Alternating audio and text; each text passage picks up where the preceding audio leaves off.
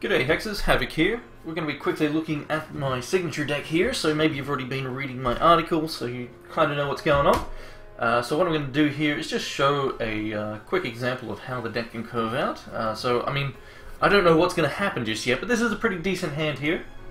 So let's keep it. As you can see, we have a play for every turn. Provided we get a wild shot, we'll be able to do that on 4. So yeah, let's resolve that. We're just going against the AI here, just to, as I said, show an example of how the deck operates. So we do get another wild, so already we're off to a good start here. Yeah, let's just see how it goes, and I'll talk about it as we go. So yeah, it's, majority of the troops are Rowdy, which in turn will synergize nicely with the Brosi bouncer. He's also a pretty good threat himself as a 4/5 with Crush.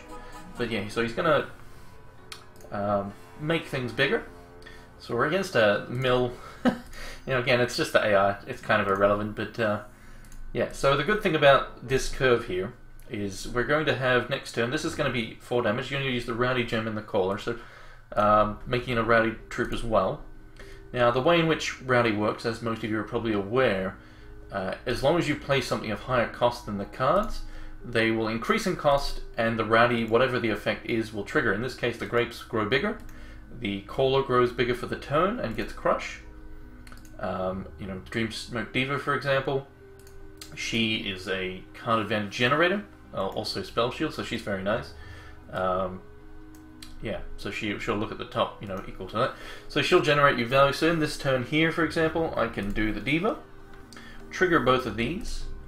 So the grape is now slightly bigger, and now obviously the kicker being is that they're ever increasing in cost. So by the time we get this 4 cost down, they're going to be 4 costs. So then if he is able to hit in, if he doesn't get answered, he's, even including the Diva as well, they're all going to increase to 6 cost cards. So we'll be able to see that in action. We're also going to get another grape here earlier because of the charge gain from the Caller. So that's always nice. So yeah, not really too concerned about what the AI is doing. Let's just let it have a card, whatever. I don't think it matters too much. So we're going to be able to hit in again with a few dudes here, thanks to, again, the Rowdy. So we're going to play the Wild, make sure to do that. So Hustler is in there, just give you a bit of an answer for certain things. It's also quick speed. So for example, I could attack with these. The AI would fall for it, a player most likely wouldn't, but it is quick speed. So you could attack and enable Rowdy at quick speed in certain scenarios. So if you're, wanting to use this for this turn, maybe there's a threat you need to answer, you could pass the turn and then trigger your Rowdy at quick speed. So that's an upside to that. Prison the Mind is one of the ways in which the deck can win the game. It also helps to punch in the bouncer, and it also is a very good way to trigger Rowdy, thanks to being X cost. But we're going to go with the bounce because that's what we want to show off here. So now we've triggered the Diva. Now, a good card to pick up here is Runebind. And, ideal scenarios, this Diva here would have been a, well, let's just say it was, for example, a Piper. And let's say one of these cards, like the Hustler here, was a Runebind already. Then that would have been a very ideal curve, because it would allow me, as long as the Piper doesn't get answered, the Bouncer then comes down, and then you have your resources replenished. Maybe you can then do something else. Maybe you do, Prison of the Mind for X. And then you leave up that Runebind, meaning that when your opponent tries to answer this now huge threat, or your board state, you've got the protection with the Runebind. But yeah, so we'll just grab the Runebind here. And so now we can attack him with it. He's going to get another charge, get some more damage, and we'll pass the turn there. Obviously, I'm now tapped out, so okay, so that's kind of annoying. We'll be able to... That's a double answer. So what we'll do here, just because I want to show the bounce, him in action, we're going to Runebind him. So let's do that now. We'll have to draw a shard until we can trigger this, but that's fine. We'll just do that. We'll throw down this, and we'll just pass the turn there, and we'll hopefully draw a shard off the top. If not, I'll keep passing my turn until I get a shard. As I just want to hit with the bouncer just once to show the synergy there. I mean, you know what's going to happen, but you don't know what troops you're going to get. That's obviously random. Now, well, there we go. We've got another one, so that's fine. We'll just do that. We will now, we'll just pass the turn there.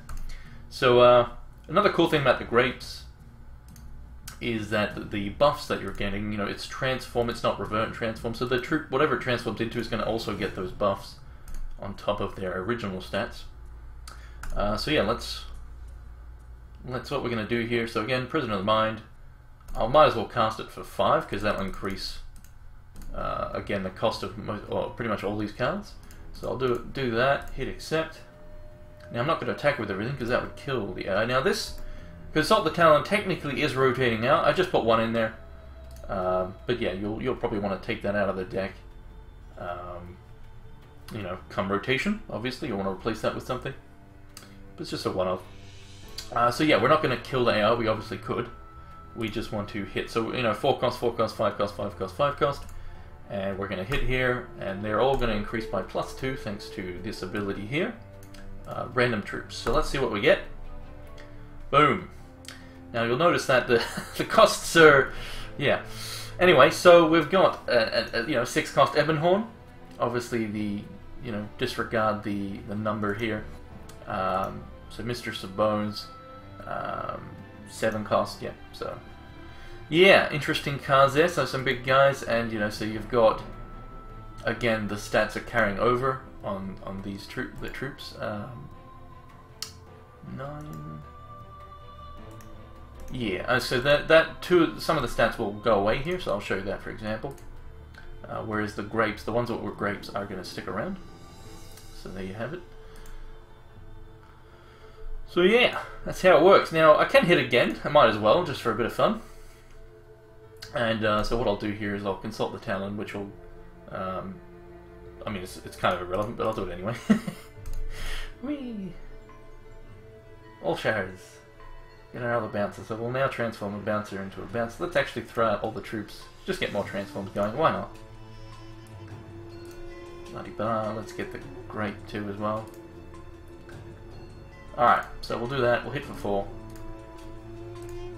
And we'll see what everything turns into now. So you have it. So it's a bit strange in the way it works, because obviously we had, you know, now it's working off the numbers. Now this is up to a 17 cost. I don't know. It's a bit weird. It might be slightly buggy. I'm not too sure. But for the most part, I think it is working properly. Like this is a... What cost does this start as? So was it 5, 6, 7? That went to... I don't know. It's like 10 or something. I think it's working fine. Anyway, so yeah, that's you know, so there's several ways in which to change up the deck, and I'll be going over that in the article. So that's all for this video. I already went longer than I was going to, mucking around. That's what I do. So yeah, keep reading the article, I guess, and I'll go over some of the ways in which you can change the deck, you know, all that sort of stuff. So yeah, thanks for watching, and happy hexing.